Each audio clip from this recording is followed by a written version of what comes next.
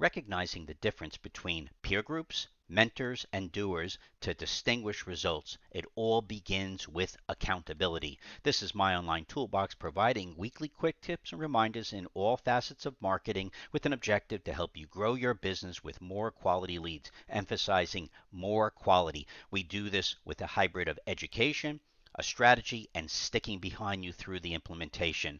Before we continue, remember to like us on the My Online Toolbox Facebook page or subscribe to us on the My Online Toolbox YouTube channel to be alerted to our weekly free quick tip updates. Last week, we were teaching people about not being scammed by all of the technical algorithm changes. Unfortunately, too many website folk love to use this time of year as a way to sell you some type of whatever update it may be based on algorithm changes, and that has nothing to do with the quality of your branding and how your ranking calculations will be continuous over many years to come when you keep the quality of your branding up. This week, we're moving into specifically the accountability factor as it relates to peer groups, mentors, and doers.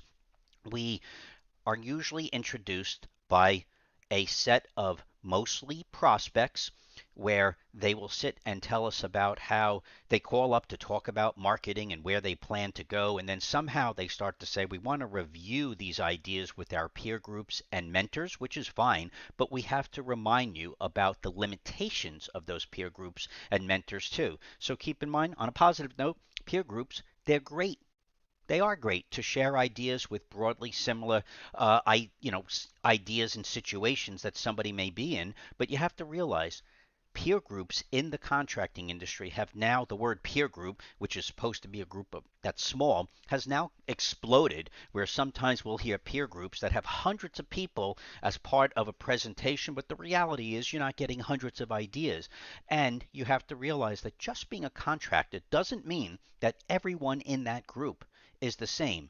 A remodeler, new home builder, roofer, painter, commercial contractor all have different needs. And the reality is how someone may be expressing what they've done to be successful in one type of specialty is not applicable to another type of specialty. You just have to be aware of that.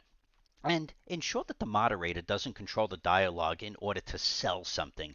We're watching a plethora of groups appear where the moderator is promoting the strength of their knowledge of all these different topics out there. And the reality is the moderator should be moderating and allow other people to participate. Let them talk. Let them share their questions. Let others answer. But don't let the moderator own 50, 60, 70% of the whole conversation, because it's really just a talk show under the umbrella of a peer group when it's not a peer group controlling the dialogue and the answers. Mentorship, also great to have for specific experiences, but remember to not ensure that you're relying on a hyped up general knowledge where the mentor has learned public speaking, has learned all these different tactics to become a consultant, but you need to realize that you have to understand the mentor's background, because many mentors in contracting recently have been entering the industry so fast that they were with one company. They had limited experience, which may have been great. We're never taking that away, but it also may have not even been their company that they grew from the ground up. There's a big difference about joining an existing business and making an individual task happen, which again, we never take away the credit from that, but it's totally different than sitting at home and starting a brand new business when you had no money in your pocket and you had to work it up until to a very profitable ongoing business entity. Also, ensure that your mentor is flexible in their ideas, and the reason is many mentors are limited in their experience, and they say they're flexible because they have to, but they don't really believe it. They already have an answer for every topic because of their group. They've surrounded themselves with a bunch of people that are selling a service, which again is fine, but you have to realize that if the mentor is not flexible and allowing you to make the best answer for growing your business as opposed to a guided answer, it's something to just be aware of because of how the contracting industry is evolving with the coaching and mentors that are entering. Doers, great things, great to make things happen.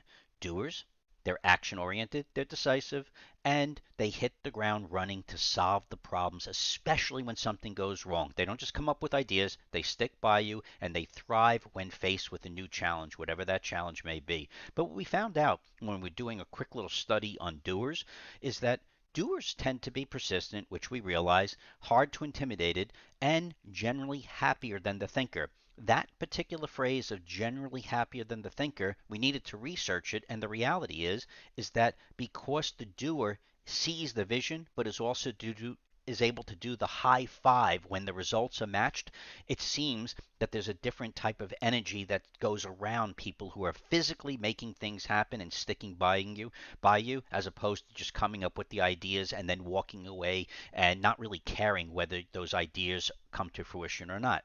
That's why recently when someone said, "Are you a mentor or are you doer?" we had to say, unfortunately, we're really a hybrid because we're sticking by that accountability with not just the strategy, but also helping implement to make things happen. It really doesn't matter whether you have a website or no website. For us in marketing, it's the same because we've been doing this for so many years.